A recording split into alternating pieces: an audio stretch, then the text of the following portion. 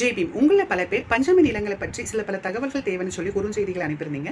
உங்களுக்காக இந்த காணொலி. பஞ்சமி நிலம்ன்றது பார்த்தீங்கன்னா டிப்ரஸ் கிளாஸ் லேண்டுன்னு சொல்லுவாங்க. இது 1891 பிரிட்டிஷ் நாட்டினுடைய அதிகாரி ஒருவர் இங்கு தமிழ்நாட்டில் செங்கல்பட்டு மாவட்ட ஆட்சியராக இருந்தார். அவர் 1891 பிரிட்டிஷ் நாட்டிற்கு ஒரு மிகப்பெரிய அறிக்கையை சமர்ப்பிக்கிறார். என்ன சொல்லியிருக்காருன்னா, இங்கு தமிழ்நாட்டில் பட்டியல் சாதி மற்றும் பட்டியல் பழங்குடியின மக்கள் தொடர்ந்து உயர் சாதியினரால் வஞ்சிக்கப்பட்டு கொண்டிருக்கிறாங்க. அவர்களுடைய இந்த நிலைக்கு காரணம் அவர்களுக்கு போதிய கல்வி அறிவு கிடையாது. அது மட்டும் இல்லாமல் வறுமையின் காரணமாக தங்களுடைய வாழ்வாதாரத்திற்காக ஒரு குறிப்பிட்ட தொகையை அவர்கள் மிராசுதாரர்களிடத்திலிருந்து பெற்றுக்கொள்றாங்க.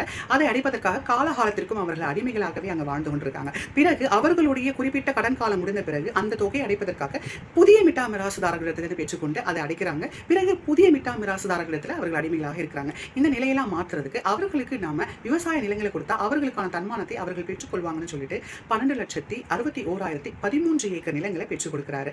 அதுக்கு பெற்றுக் கொடுத்த பிறகு ஒரு சில பல ரூல்ஸ் அண்ட் ரெகுலேஷன் கொடுக்கப்படுது. 10 ஆண்டுகளுக்கு இந்த நிலமாகப்பட்டது யாரிடத்திலும் விற்கக்கூடாது, தானமாகவும் கொடுக்கக்கூடாது. 10 ஆண்டுகளுக்கு மேலேயும் நீங்க இதை விற்றீங்கன்னா கூட இதை நீங்க உங்களுடைய பட்டியல் சாதி மற்றும் பட்டியல் பழங்குடியின மக்களுக்குள்ளேயே நீங்க வித்துக்கணும். அதர் காஸ்ட் பீப்புளுக்கு நீங்க இதை கொடுக்கக்கூடாதுன்னு சொல்லி மிகப்பெரிய ரூல்ஸ் அண்ட் ரெகுலேஷன்ஸ் போடுறாங்க. இன்னைக்கு அறிக்கையின்படி பாத்தீங்கன்னா 1,26,013 ஏக்கர் நிலங்கள் மட்டும் தான் இங்க இருக்கு. அதாவது மீதம் இருக்கின்ற 10 லட்சத்திற்கும் மேற்பட்ட நிலங்கள் இன்னும் காணும். அதாவது 10 லட்சம் ஏக்கருக்கு மேல நிலங்கள் இன்னுமே எங்க இருக்குன்னு தெரியல. ஆக இங்க தமிழ்நாடு கவர்மெண்ட் தொடர்ந்து என்ன சொல்லிட்டு இருக்காங்கன்னா, நாங்க கோயில் நிலங்களை மீட் எடுத்துட்டு இருக்கோம் அப்படின்னு சொல்றாங்க. கோயிலுக்கு நிலங்கள் தேவையா? கோயில்ல இருக்கிறது ஒரு கல், அதுக்கு எதற்கு நிலம்னு சொல்லிட்டு சமத்துவ தலைவர் ஆம்ஸ்ட்ராங் அவர்கள் ஒவ்வொரு மேடைகள்லையும் பேசுவாரு.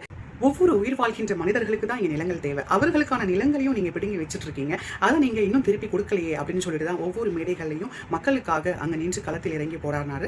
அதுக்காக தான் அவர் அரசியல் படுகொலையும் செய்யப்பட்டாரு. ஆக இங்கு ஆயிரம் ஆண்டுகளாக அடிமைப்படுத்தப்பட்ட நம் சமூகம் தொடர்ந்து இங்கு திராவிட கட்சிகளுக்கு பின்னாடி சென்று கொண்டு வாழ்க கோஷங்களை போட்டுக்கொண்டு வாழ்நாளை மறந்து உழைத்து கொண்டிருப்போம். நமக்கான பஞ்சமி நிலங்கள் நமக்கு கிடைச்சாதுன்னு கேட்டால் நிச்சயமா கிடையவே கிடையாது. நம்ம அனைவரும் விழுதல வேண்டும். இதற்கான போதிய அறிவுகள் நீங்க பெற்றுக்கொள்ள நீங்க தொடர்ந்து இந்திய அரசமைப்பு சட்டத்தின்படி நீங்க இங்கே ஆட்சி அமைய நீங்க தொடர்ந்து போராட வேண்டும். அதற்கு உங்களுடைய வாக்குகளை நீங்க பணத்திற்கு விற்கக்கூடாது. அதற்காக வாக்குக்கான மதிப்பு தெரிந்து நீங்க நடந்து கொள்ள வேண்டும். மனிதநேயமிக்க ஒரு சமூகம் இங்கு ஆட்சியாளராக மாறினால் மட்டும்தான் நமக்கான விடுதலை இங்கு சாத்தியமாகும். நன்றி, வணக்கம். ஜெய் பீம், ஜெய் பாரத், ஜெய் சமத்துவ தலைவர் ஆம்ஸ்ட்ராங்.